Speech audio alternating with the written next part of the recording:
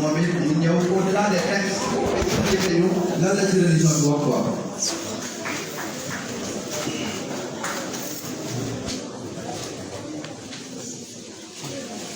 أعوذ بالله السميع العليم من شر الشيطان اللعين الرجيم. بسم الله الرحمن الرحيم. السلام عليكم ورحمة الله وبركاته. ñu wàññi wax bi tuuti ah. mbokk yi fi teew man damay commencé rek sama wax ci day Oustaz waxoon neewoon na man sama gàmmu bëgguma ko café bëgguma ko bañ parce que nee na kii xas ba jot moom lekk rek lay kat jotagul moom kosam lay daal vraiment loolu moom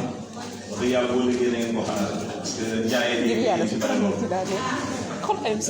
mbokk mi wax ak yéen mooy Oustaz Pape Ibrahima Diop nekk deuxième imam ci grande mosquée bu Daara nekk itam jàngale dafa alquran yàlla def itam wax dëgg yàlla mu yàgg bokk ci yu mel nii kii yaakaar naa tey mooy sama troisième fois mu fiy ñëw di rafetlu li nga xam ne moo fi jot a xew yëpp di leen sant bu baax di leen gërëm ndax amul lu ëpp importance waxtaan ci xale amul saa ñu si loolu amul te bu ëpp solo waxtaan ci xale amul parce que lu ñi ji lu góorgóorlu te defaruñu seen ay ndaw li ñu góorgóorlu yëpp dafay tollewaat ci nawet day am donc li ëpp solo ci bépp génération mooy bu fexe ba góorgóorlu ba defar ay ndawam bàyyee leen ak li nga xam ne ñoom moom la ñu liggéeyoon ci lu baax ñu àggale bu fekkee nag ñoom aussi dañu def ay fautes yoo xamante ni leeraluñ nga ndaw yi dañ aussi dañuy continuer erreur yooyu day tax loolu génération yi ñëw yëpp ci yàqute génération bu njëkk bi ñu jël rek dañ ci dox donc c'est très important ñuy wax ci ndaw yi ñu dox ñun dañoo tànn nekk ci ndaw yi ay jàngale waaye itam ñu yëngatu ci ndaw yi pour toll parce que xam nañ bu baax naka la yeneen dëkk yi naka la yeneen réew yi góorgóorloo ci seen ndaw ba arrivé tey changé bouleversé li nga xamante ni ñëpp moom la ñu xalaatoon ni réew mi fa la jëm mais ñu góorgóorlu ci seen ndaw ba tax na tey ñu bouleversé bépp xalaat boo xam ne xalaatoon na ko jàpp ni seen dëkk foofu la jëm mais fex nañ ma changé ko grâce à taxaw seen ndaw donc loolu jar a bàyyi xel di gërëm aussi sama mbokk yi jiitu tracé nañu yoon yoo pare pratiquement xam naa ni ay jaar-jaaraan rek lay doon di wax aussi wax bu am solo ci macha allah sama mbokk bi sama mbokk jógee bii mu wax lu am importance la mooy waxtu woo xam ne ñi ngi wax ndaw mais suuraale wu jigéen mais waxoo dara ndaw foo ko waxee jigéen gis nga islam maanaam dafa jox gis nga tey lii ñuy wax si xaw na turbidoo yi ñoom li ngay doxalee suñu réew yi mais gis nga doom jigéen la ko moom maanaam yaram jigéen lañ koy jox donc lépp lu jëm ci wàllu dépense lu jëm ci wàllu sécuriser ko loolu ci loxo góor lañ koy teg góor moo war a def li ñuy wax nafaqa moo war a dépenser moo war a génnee alal pour sécuriser njaboot mais bu fekkee ci wàllu yar gis nga góor boo ko bàyyi wala benn xale bu tuuti rek jàpp bu yuuxoo rek mu tiit waaw boo ko bàyyi woon ne bu puusal xale bi wala defal nangam ah boo wax yëpp nag parce que am na ñu tane macha allah mais daf ko gaaw a jaaxal mais xoolal jigéen yërmande bi nga xam ne moom la am ci ndaw ci bi muy tuuti macha allah nga xam ne mënatul dara ci macha allah bi mu commencé mën dara ba ci sax yenn saa yi jigéen nga gis ni xale bi bu demee ba toll ci adolescence parfois di nga gis ni nekkin bi muy nekk ak yaayam ci parfois bu koy mën a comprendre parfois bu ñu fekk bàyyi ji yenn saa yi lu xew bu jël bu gerte xale dafay gerte waaw yenn saa yi sax nga gis ñu ni la diw xale day nga génnee kër papa moo ko génnee kër doo gis ni yaay moo ko génnee kër donc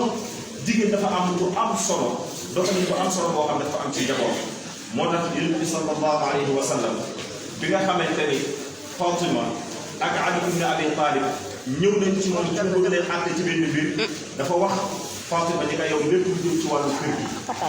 lépp lu jëm ci wàllu liggéeyu kër gi yow kër gi loolu pour yow la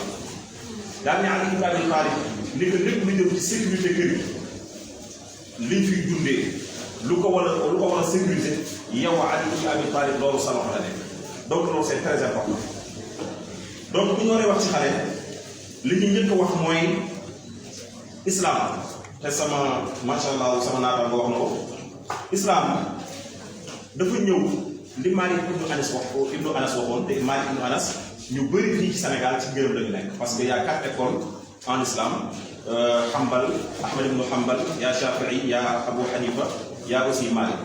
donc ñu bëri ci Malik lañu nekk Malik dafa wax ci am solo dafa ne islam bu ñëwee ci dëkk fekk ko culture bu baax culture boo xamante ni dafa amul dara lu ci nekk islam bu ñëwee dafay appuyer islam du ko changé comme ñun islam ñëwee dafa fekk lu ñuy wax kersa l'islam la dafa fekk jom dafa fekk fulla fayda gis nga li ngeen di dégg ci càkko yi pourtant si ñun ji li ngeen dégg ñu naan da ngay dégg nit koo xam ne dafa topp bakkanam boo ko waxee mun la man ceddo la mais c'est pas vrai ceddo du nit ko bon ceddo li ñuy wax code Bushido bi ngeen déggoon ci asiatique yi moo nekkoon ci ceddo mooy dafa am lu may bañ am na loo xamante ni même bu ma amul diine kenn bañ mi ngi mel ni nga ndaw sa waxoon kër bu muy tuub ñu ni ko ñu koy tegtal l'islam mooy hind kër bu muy tuub ñu koy tegtal l'islam ne ko islam day bañ sàcc mais mu ni loolu góor sax du ko def góor du ko def ñu ne ko l'islam day bañ jaamu mu ni mais loolu góor du ko def c'est des choses yoo xamante ni c'est la vertu gis nga nit ci boppam nit moo tax mbokk bi wax na ko ci wàllu instinct gis nga nit bu dajee ci cadre nitum rek moo bàyyi ma ñooy yéen a koy gis léegi ci jamono bi ñii xaroo ñii taal seen bopp ñii rey ay nit ak ñii agressé ñii wax ñooñu nekkatuñu ay nit te pourtant l'islam xeexam yëpp moo doon fexe ba nit ñi nekk ay nit parce que boo dëkkee ku dul nit mais tu es en danger boo dëkkee ak ku dul nit sa voisin bu fekkee du nit mais tu es en danger mën na xeex ak mais bu fekkee ba ñëpp nekk ay nit mais léegi loolu mooy jàmm société donc islam def na lu nekk pour nit ñi nekk ay nit moo tax mu ngi constitution bu mag bi di alquran mais xoolal bind nga avec texte clair bu leer nañ bien interprété par le prophète sallallahu alayhi wa sallam parce que li tax kooram nga gis parfois kii wax na lii kii wax na lii parce que du problème ndax ñu def sallallahu alayhi wa sallam wax na lu leer wala wax lu leer y a des choses yoo xamante ni c'est pas trop essentiel donc loolu dañ ko bàyyi noonu nit ñi am ci choix mooy comme li muy wax ni nit ñi dañ ci am choix mais choix boobu aussi kenn ku nekk da ngay xool est-ce que lii baax na si man wala baaxul si man mais ki nga koy def aussi ndax baax na si moom wala baaxul si moom c'est très important li may def man est-ce que baax na si man mais aussi est-ce que ki ma koy def ndax baax na si moom moo tax islam dafa am ay côté yoo xam ne c'est très vague yu islam sax doo fekk ku ñuy xaaral laajte na ñu wax ko yu sallallahu alayhi wa sallam mais waxu ci dara mais dafa ni da ngeen ko defee nii doonte am na ñu critiqué waat wax jooju ni est-ce que wax jooju sax wér na mais da ngeen ko defee nii moytu leen def loo xamante ni danger lay nekk ci ngeen koy def mais tey est-ce que waruñu woon taxawaat ñu koy bañ ñëpp ñu taxaw jëm ko organiser xool ba xam parce que góor yaa ngi nii ñu ngi leen di xaaral te benn problème amul ngeen jéggal ma kon donc jigéen ñi aussi est-ce que waruñu woon demaat taxaw parce que jël lañ set lam boo xamante ni wala sax waxu mën woo laam benn paaka boo xam dañ koy daas pour ñëpp mën ko laalee kii mën ci laal kii mais vraiment loolu même bu dul dara sax c'est pas hygiénique loolu kenn waru ko nangu ñun bi ñu nekkee daal et pourtant y a beaucoup de choses qu'on dit di ko vilipender mais boo demee armée da nga fay fekk parce que boobu da nga nekk ci formation boo demee daara da nga fay fekk parce que da nga nekk ci formation man bi ma nekkee foofu di jàng benn jour dañ toog rek ñu leen ngeen wax ñu waaw ñëw taxaw ma gis ni waa ji benn rasoir la pour tout le monde layset bi dana war 5 personnes doo nga changer lampe bi ma ñëwee ma ne ko man lii xaw ma ko man lii kenn mosuma ko def man kenn mosuma watee lampe boo xam ne ñeent ci wax mën ma loolu force loolu amul choix mais war naa ko lu may def donc c'est des choses yoo xamante ni da ngay def ba màgg dañuy wax ni lii nangam danger wala mais parfois doo ci am choix bi nga nekkee na léegi nag responsabilité bu am mais kooku nag du man parce que boobu xale laa man mënu si dara amu ci benn pexe donc c'est des choses yoo xamante ne mooy li may wax mooy adulte bi na ni ah lii kat baax na xool naa ko ci ay texte gis naa ni baax na comme mbokk mi ko waxee ñi nga xam ne jël nañ ko ba rëyal ko te wax dëgg yàlla agul foofu mais nag ki nga koy def ndax baax na ci moom aussi c'est très important donc loolu benn débat la boo xamante ni nañu dajalewaat ñi nga xam ne ñoo koy def ñu waxtaan ak ñoom fexe ba li nga xamante ne légaliser nañu fexe nañu ba organiser njong nga xamante ni ci góor ñu xoolal la loo koy defee te benn njaay ko ci am ñu waxtaan ak ñoom lan moo tax lu tax seen culture bi ko appuyer ak lan moo tax ngeen jàpp ci rek bañ koo bàyyi beneen bi sama naataango wax na ko léegi mooy ci wàllu mariage précoce waa mbokk yi ñun ñëpp am nañu problème ñun ñëpp jaaxal lan moo ñu jaaxal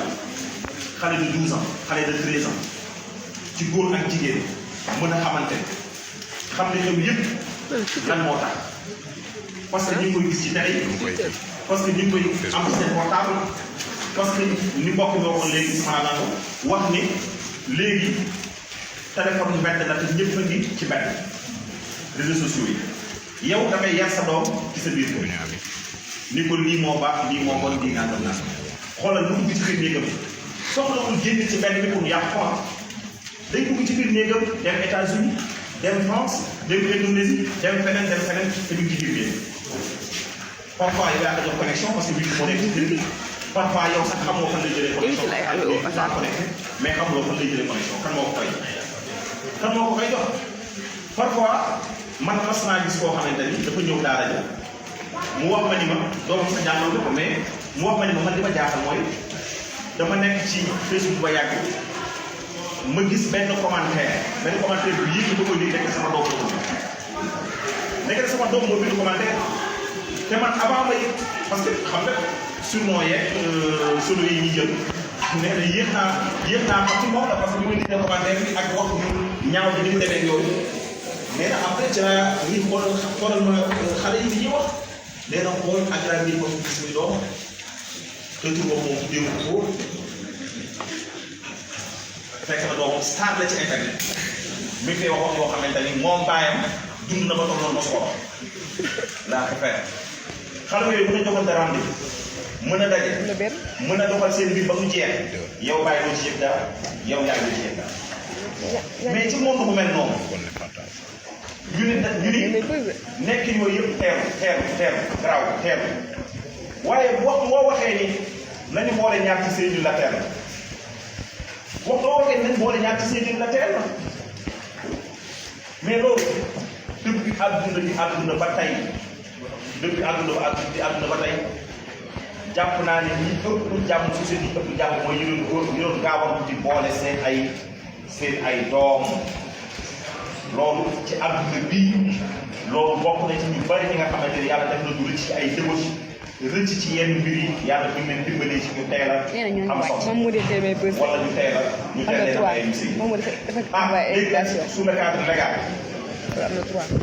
bu waxee légalisé rek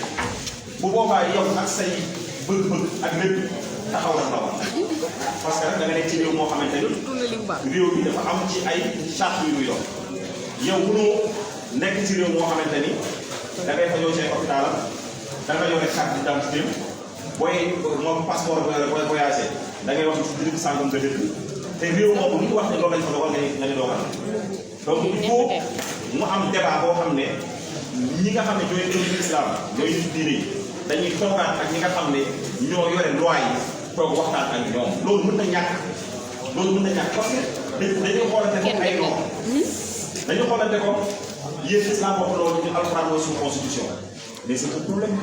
ñii nag ñu leen xoolee ni da ngeen bëgg indi diine teg suñu kaw réew mu lay mais c'est un problème loolu débat la boo xamante ni vraiment war nañu toogaat parce que chaque jour nit interpellé ci benn question boo xamante ni doo xam loo koy tontu parce que mënoo ko wax ni que il faut nga xëcc loi bi mu def nangam doo ko mën mais tamit di nga xam ni lii diineem da nga ko sant wala may na ko lii may na ko alhamdulilah rabbil alamin ba ñu dund ci réew mi Sénégal parce que gis ngeen ni politique yi am na réew yoo xamante ne pratiquement boo ko fa defee c'est un crime mais yàlla def na ci Sénégal bii ñu yàlla may na ay mag ñoo xamante ni teel nañu xalaat ci mel noonu parce que xam nañu diine may na ko macha allah ba ñu may ko nit ñi di ko doxal donc loolu benn exemple la boo xamante ni dama ko ciy joxe pour wane rek ni diine ñëwul pour indi nit ñi jafe-jafe alxuraan dafay wax ne yuridu llaahu bikumul yusra wala yuridu bikumul usra waaw ñëwul pour indi leen ay jafe-jafe alxuraan ak diine c'est pas un problème lépp loo xam dafay ñëw pour dina teccoor pression chaque jour déedéet dafa ñëw pour defar sa dund waaw moo tax boo gisee bi sallallahu alayhi wa sallam di wax naan wan leen nit ñi yàlla mais bu leen leen wan seen bopp parce que loolu la parce que yàlla lu yomb la yàlla lu facile la yàlla lu neex la koo xamante ni mos na ko du ko bàyyi mais boo wanee nit ñi sa bopp nit ñi dañuy yem ci yow alors que nit dafay tuub alors que nit dafay changé nit day gëm dara ba yàgg ñu changé seen constitution yi dañ koy changé chaque jour mais alxuraan bi nga xam ne c'était au 6e 7e siècle ba léegi mi ngi fi te kenn mosu cee changé bindu te ba léegi macha allah mi ngi dox mi ngi doon régulariser ci jamono boobu ba tey itam ñu régulariser suñu jamono bi kon donc loolu aussi dafa laaj benn débat boo xam ne war nañ ci bàyyi xel bu baax. di terminer rek sama kàddu ci yi nga xamante ne mooy organisation yi nga xam ne ñooy ay organisation yoo xam ne dañuy ñëw di doxal ci suñu réew yi nañu bàyyi xel benn mbir mooy parfois ñi nga xam ne ñooy tasliir organisation yooyu dafay am loo xam ne mooy seen culture ak seen ay gëm-gëm loolu aussi c'est une réalité dañ ko waxante dafay am loo xam ne seen gëm-gëm la ñoom loolu la ñu gëm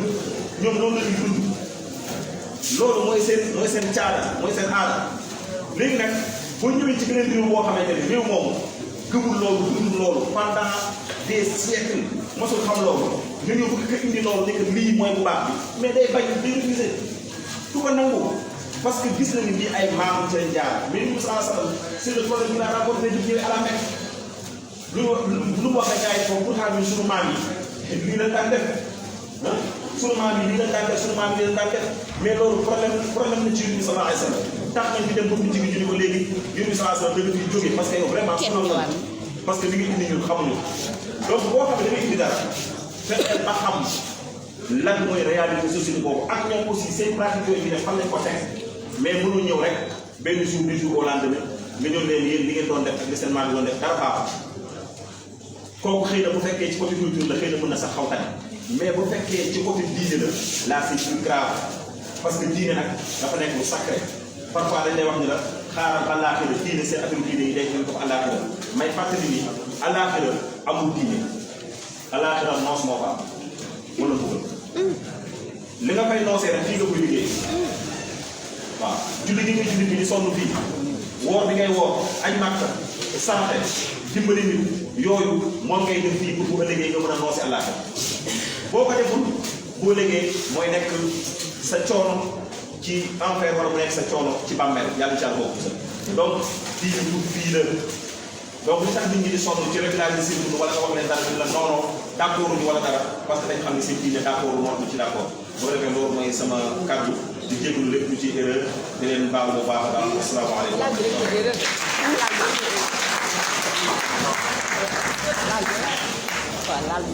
Merci beaucoup, Imam